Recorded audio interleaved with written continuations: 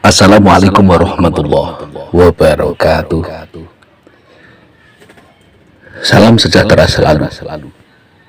Om Swastiastu, Namo Buddhaya. Salam kebajikan. Salam semesta bagi kita semua. Rahayu, rahayu, rahayu. Salam sagung dumadi. Saudaraku yang ana cintai di seluruh jagat raya ini. Ada yang bicara tatkala ana menyampaikan alamat ana akan berefek demikian, akan ada sesuatu yang sifatnya dihilangkan, dileburkan atau dibarukan. Ana tidak peduli, guys, karena ana memberikan sesuatu tanpa berharap sesuatu. Ana tidak menginginkan jabatan tinggi, ana tidak menginginkan hadiah darimu, ana tidak menginginkan validasi eksternal. Ana hanya menjalankan kewajiban dari Tuhan. Yang bisa ana berikan, ana berikan. Kalau ana sudah di batas tidak bisa memberikan, anak pun akan diam. Saudaraku yang anak cintai, dalam perjalanan panjang, saat itu Bantul kena gempa bumi. Rumah penduduk di daerah Bantul rata kena gempa bumi. Saat itu anak hendak umroh. Anak batalkan uang anak kasihkan orang di sana buat bangun ala kadarnya rumah-rumah yang sekedar untuk berteduh. Namun anak tidak menginginkan apapun, anak tidak membutuhkan balasan apapun dari mereka, karena anak melakukan karena Allah Subhanahu wa Ta'ala. Lalu anak nabung sedikit demi sedikit. Kala itu anak bisa membeli sebuah mobil. Lalu adik anak waktu itu yang berdinas di Kalimantan Barat sakit dirawat di Hargologito, Yogyakarta. Karena anak harus pulang Bandung, Jogja, Bandung, Jogja. Lalu mobil anak kala itu anak jual untuk biaya transportasi Bandung, Jogja, Bandung, Jogja. Intinya adik anak sembuh dari sakitnya. Kala itu cuci darah. Keajaiban terjadi. Waktu anak datang, anak usap rambutnya, anak doa dalam hati. Keajaiban terjadi. Adik anak sembuh. Tidak cuci darah lagi. Bahkan kata dokter spesialis, dokter Edi mengatakan sungguh keajaiban terjadi. Karena yang seharusnya harus masih cuci darah, kenyataannya sembuh total. Saudaraku yang amat cintai, dalam sebuah perjalanan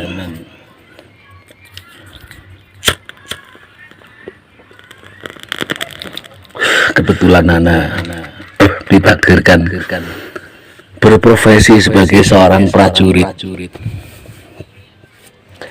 Mau tidak mau, anak kebetulan takdir anak hendak mendapatkan panggilan sekolah 2 bulan lagi. Anak membutuhkan dana untuk sekolah. Katanya yang di salah satu akun spiritual, katanya anak mendapatkan bagian dari dana pencerahan karena anak membutuhkan untuk pendidikan. Anak kasih rekening, ternyata sampai sekarang juga kosong, tidak ada apa-apanya, guys. Alasannya tidak boleh untuk kepentingan pribadi. Bukankah pendidikan itu juga untuk kemaslahatan diri sendiri dan orang lain?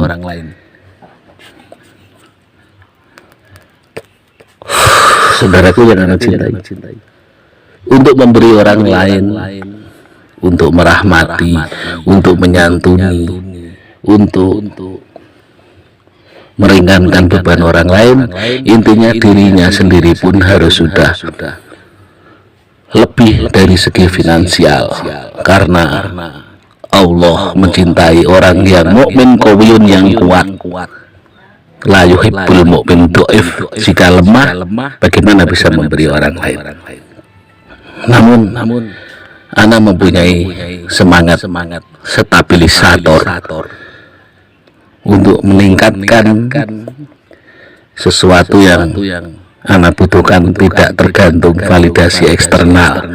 Akhirnya ana mencari dengan segala usaha, ana jual kayu yang ana tanam waktu masih pertama kali masuk militer.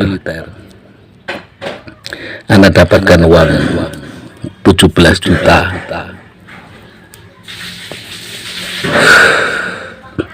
Tak ada bantuan dari siapapun, wahai saudara-saudara. Karena anak itu yatim piatu.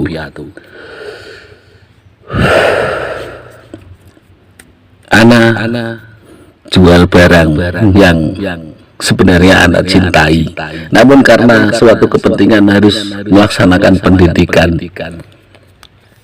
anak jual barang itu. Anak mendapatkan uang 70 juta. Anak kira cukuplah hanya untuk pendidikan 5 bulan untuk naik pangkat menjadi seorang perwira. Artinya apa, wahai saudaraku? Anak tidak mendapat bantuan dari ente-ente itu. Mau kalian mau menyebut spiritual mana kayak, atau ente menyebut pimpinan spiritual atau panglima cahaya, anak tidak peduli, karena dalam realisasinya segala sesuatu anak juga berjuang sendiri. Kalau anak ingin memberikan sesuatu orang lain, juga dari keringat anak sendiri, tidak bantuan dari kalian. Jadi kalau kalian mengatakan anak harus dilebur, harus dibentuk, harus dinolkan, emangnya ada hak apa ente? Seperti itu, guys. Anak tahu dalam puncak kemarifatan seseorang, tatkala seseorang mampu memasuki dimensi kosong, alam kekosongan dalam kondisi nol, maka dirinya bukan dirinya lagi, namun kata Allah, pendengaran dia pendengaran Allah, segala keinginan dia adalah keinginan Allah. Itulah makna lorong dimensi. Semakin tinggi makom makrifat seseorang, setelah dia fana dan bako, yang ada hanyalah kosong. Namun isi, semakin berisi dia semakin kosong. Semakin kosong, maka dia akan semakin berisi. Bukan dia merasa punya, merasa ada, merasa lebih. Yang masih merasa, berarti yang bicara adalah alam keegoan dan keakuannya. Ini adalah cerita real dalam kehidupan. Bahkan orang-orang yang anak anggap saudara, anak tatkala dapat rezeki mereka anak kasih, realisasinya tatkala anak membutuhkan hanya sekedar buat biaya pendidikan, mereka cuek, bilang tidak ada niat usaha untuk membantu. Itulah realisasi dalam kehidupan, guys. Tatkala kita memberikan sesuatu, falam yarzim minhu manfaatin, berikan sesuatu tanpa berharap sesuatu, tak perlu mengharap imbalan apapun, apalagi pangkat jabatan. Anda tidak menginginkan. Jika ente tanya alamat Anda, udah Anda kasih, karena Anda tidak peduli dengan apa namanya yang ente katakan tentang bahaya ini itu bagi Anda. Dalam pelukan Zatullah yang Maha Agung itu merupakan suatu kebahagiaan yang lebih dari segalanya. Roh Rasulullah memberi nama Ana di alam malakut dengan nama Hayatun, artinya hidup, menyatu dengan Sang Maha Hidup. Jika Ana pernah dicabut nyawanya, dipertemukan dengan roh Rasulullah, disaksikan oleh Nabi Khidir dan yang lainnya, antum renungkan, Ana bukan siapa-siapa. Semoga manfaat rahayu semuanya. Salam sejahtera selalu. Om Swastiastu, Namo Buddhaya. Salam kebajikan, salam semesta bagi kita semua. Rahayu, rahayu, rahayu. Salam sagung dumadi. Assalamualaikum warahmatullahi wabarakatuh.